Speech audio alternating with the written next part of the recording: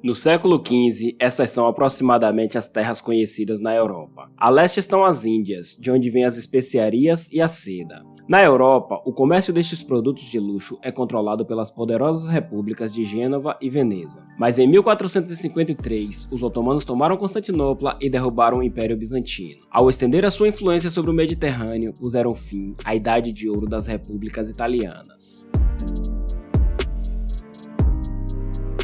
No Ocidente, Portugal sonha em abrir uma nova rota comercial para as Índias e conquistar o monopólio do comércio de especiarias. Aproveita o desenvolvimento da caravela, um navio mais robusto e capaz de navegar pelos oceanos, para enviar explorações à África. Em 1484, Cristóvão Colombo, navegador genovês, radicado em Lisboa, propõe ao rei português tentar chegar à Ásia, navegando para o oeste. Segundo seus cálculos, Catai e Cipango, atualmente China e Japão, estavam próximos o suficiente para que a travessia fosse viável. Mas o rei rejeita o projeto. Confiante, Cristóvão Colombo tenta a sorte com a rainha rival do reino de Castela, mas em vão. 2 anos depois, enquanto Portugal chega ao Cabo da Boa Esperança, a monarquia espanhola completa a reconquista ao tomar Granada. Nada parece impedir as suas ambições. O objetivo agora é alcançar Portugal na sua corrida rumo às Índias. A rainha de Castela e o rei de Aragão autorizam e financiam a expedição de Cristóvão Colombo.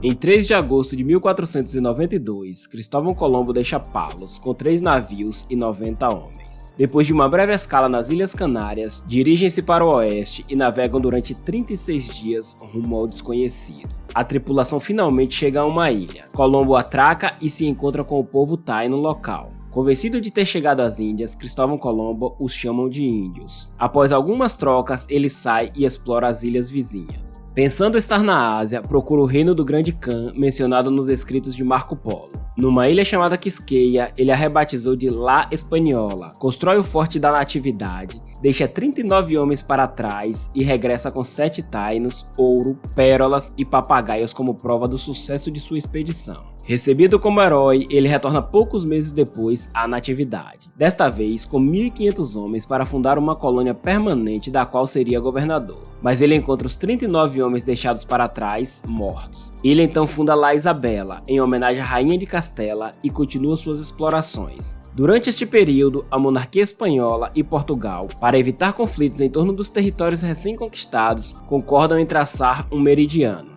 As terras a leste poderiam ser reivindicadas por Portugal e as do oeste pela monarquia espanhola.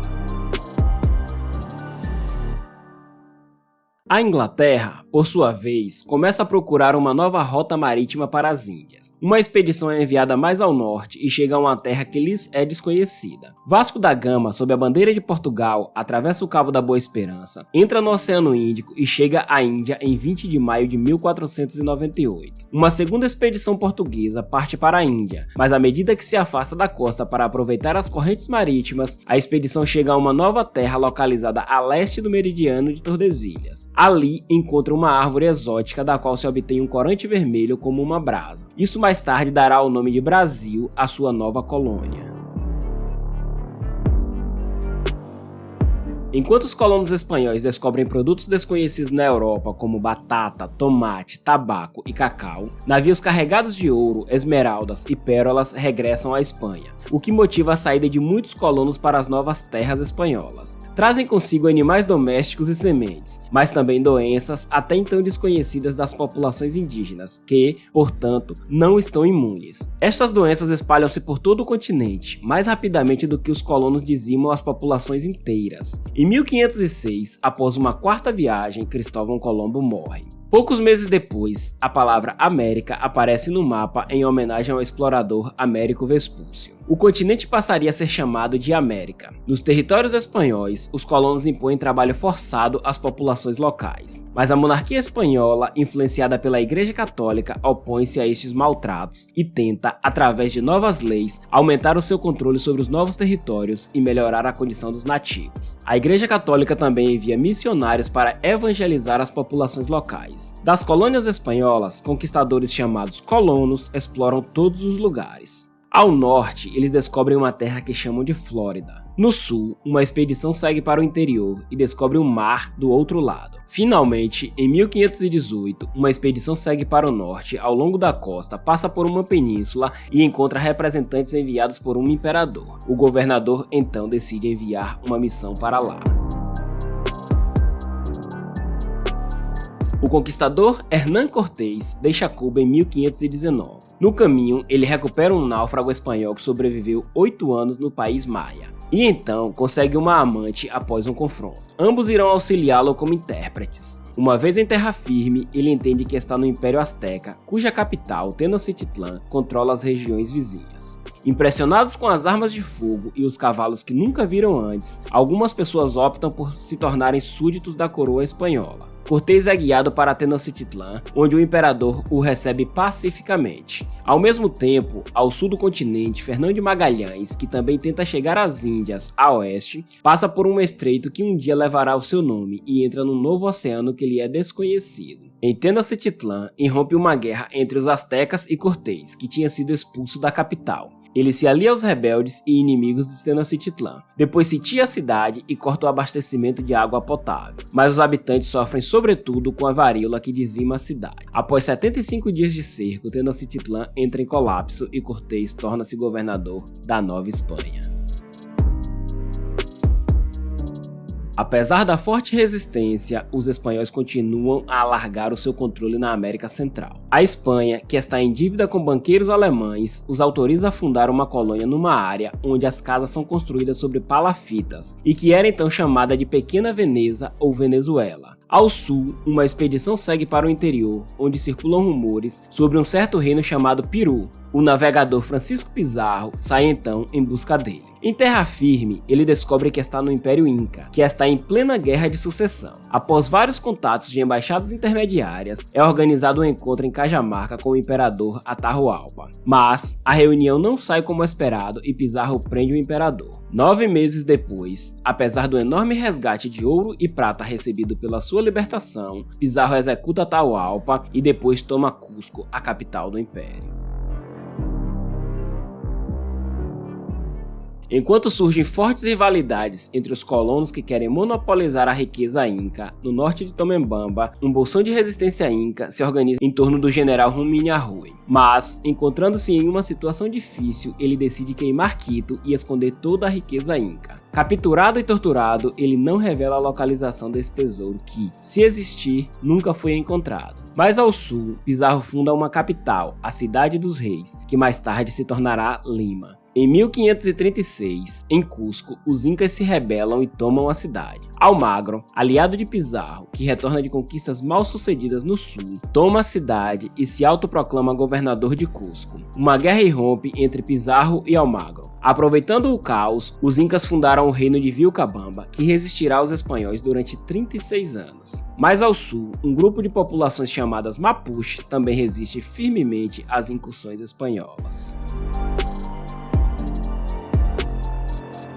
No norte, a Espanha continua a alargar consideravelmente o seu território. O padre Bartolomé de Las Casas denuncia os tratamentos cruéis impostos aos indígenas. A Espanha, em 1542, aprova novas leis para devolver a liberdade aos escravos, abolindo a encomienda e afirmando a igualdade de direitos dos nativos. No Peru, essas leis são muito mal recebidas pelos colonos. O vice-rei tenta impô-las, mas irrompe uma revolta e ele é decapitado. A Espanha finalmente consegue recuperar o controle da região e suspende as conquistas na América, embora muitas populações ainda resistam à colonização espanhola. Na Europa, as novas potências estão interessadas nas riquezas da América. A França, que não reconhece o Tratado de Tordesilhas, envia expedições ao Brasil. A colônia da França Antártica é fundada lá. Irritados com a nova competição, os portugueses destroem a colônia em 1560. Desenvolvem então a colonização, enviando expedições para o interior em busca de minas e escravos. A Inglaterra também está de olho na América. Irritada com o monopólio comercial que a Espanha estabelece no Oceano Pacífico, a rainha da Inglaterra financia secretamente uma expedição de Francis Drake, que saqueia as riquezas espanholas na costa do Pacífico. Mais ao norte, Drake funda Nova Albion em nome da coroa inglesa antes de seguir para o oeste para retornar à Inglaterra. Ao mesmo tempo, a monarquia espanhola assume Portugal. As Províncias Unidas, rapidamente seguidas pela Inglaterra, aproveitam-se disso e tentam apoderar-se das rotas comerciais e das colônias portuguesas.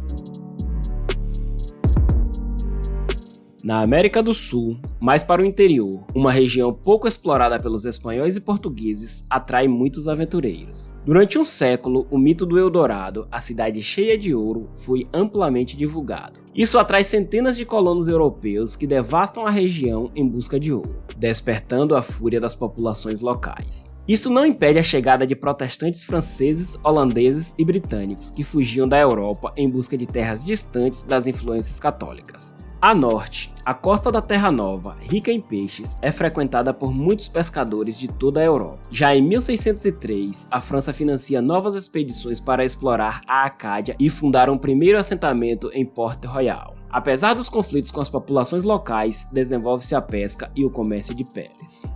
Mais ao sul, a Inglaterra funda Jamestown, sua primeira colônia permanente. Mas, enquanto os franceses aceleram a colonização com a criação de Quebec, os ingleses atacam a Acádia. A partir daí, os dois países e os seus respectivos aliados locais lutam constantemente pela região. Depois de fundar Nova Amsterdã em uma ilha, os holandeses negociam com os moradores locais a compra da ilha de Manhattan em troca de alguns bens equivalentes a 60 florins, que atualmente valem cerca de algumas centenas de dólares. Também no sul, os holandeses ampliam suas possessões e apoderam-se de grande parte do Brasil. Mas, em 1640, Portugal recupera sua independência e recupera os seus territórios. Os holandeses são expulsos e concentram seus esforços no norte do continente, absorvendo a Nova Suécia. Ao mesmo tempo, os britânicos tomam a Jamaica dos espanhóis para desenvolver o comércio de açúcar. Eles também obtêm permissão para explorar madeira na costa da Nova Espanha. A crescente rivalidade comercial entre as Províncias Unidas e a Inglaterra provoca uma guerra que beneficia os britânicos. No Tratado de Paz, as Províncias Unidas cedem seus territórios norte-americanos e recuperam Suriname, que tinha sido ocupado pelos britânicos. Nova Amsterdã se torna Nova York. Nas Índias Ocidentais, principalmente os franceses e os britânicos conquistam as Ilhas das Caraíbas para desenvolverem enormes plantações de açúcar que requerem uma grande força de trabalho. Os mercadores europeus partem para as costas africanas, onde compram escravos. Estes são transportados para a América para serem vendidos nas minas ou nas plantações. A expectativa de vida deles é de cerca de 7 anos. Os navios regressam então à Europa, carregados de metais preciosos e bens de luxo. No século XVII, esse modelo tornou-se tão lucrativo que o comércio de escravos explodiu, assim como a pirataria que floresceu no Caribe. Muitas pessoas se opõem à escravidão, principalmente os jesuítas que fundaram comunidades em toda a América para proteger os nativos dos colonos. Estes são evangelizados e trabalham pela comunidade que rapidamente enriquece, mas Espanha e Portugal acabarão por expulsá-los. No norte do continente, enquanto os britânicos fundam a Filadélfia, os franceses, após uma expedição, reivindicaram a Louisiana e depois expandiam-se ao longo dos rios para ligá-la à Nova França. A Nova França assina então um acordo de paz com 39 nações, principalmente iroqueses. Temendo serem cercados, os britânicos atacam novamente a Acádia e a renomeiam como Nova Escócia. Estas últimas, juntamente com a Terra de Rupert e a Terra Nova, são oficialmente anexadas ao Tratado de Utrecht, que põe fim à Guerra de Sucessão Espanhola. A Espanha e as Províncias Unidas estão enfraquecidas. A Grã-Bretanha é agora uma grande potência marítima e comercial. Em 1733, funda Savannah, o que interrompe a expansão espanhola a partir da Flórida. Da Rússia, um capitão dinamarquês chamado Vitus Bering lidera expedições de mapeamento em nome do czar. Depois de explorar o estreito que leva o seu nome, Bering avista em 1741 a costa do Alasca e as Ilhas Aleutas, onde morre. A abundância de presas nestas ilhas atrai muitos caçadores russos. Os russos movem-se gradualmente ao longo da costa para desenvolver o comércio de peles de lontra. No Vale do Ohio, aumentam as tensões entre franceses e britânicos que lutam pelo controle da região. Começa uma guerra que a princípio beneficia os franceses. A Grã-Bretanha decide então deportar em massa os acadianos de língua francesa ainda presentes na Nova Escócia. Muitos morrem no caminho, os sobreviventes ficam espalhados pelas colônias britânicas. Na Europa, eclode a Guerra dos 7 Anos. A Grã-Bretanha, que domina os mares com a sua poderosa marinha real, impõe um bloqueio marítimo às colônias francesas que, sem reforços, caem nas mãos dos britânicos. Em 1763, no Tratado de Paz assinado em Paris, a França cede a maior parte das suas colônias americanas. A Espanha recebe a parte ocidental da Louisiana em troca da Flórida. A Grã-Bretanha domina todos os seus rivais, mas a guerra pesa nas suas finanças, e agora ela pretende aproveitar as suas muitas colônias para reabastecer os seus cofres através da imposição de novos impostos.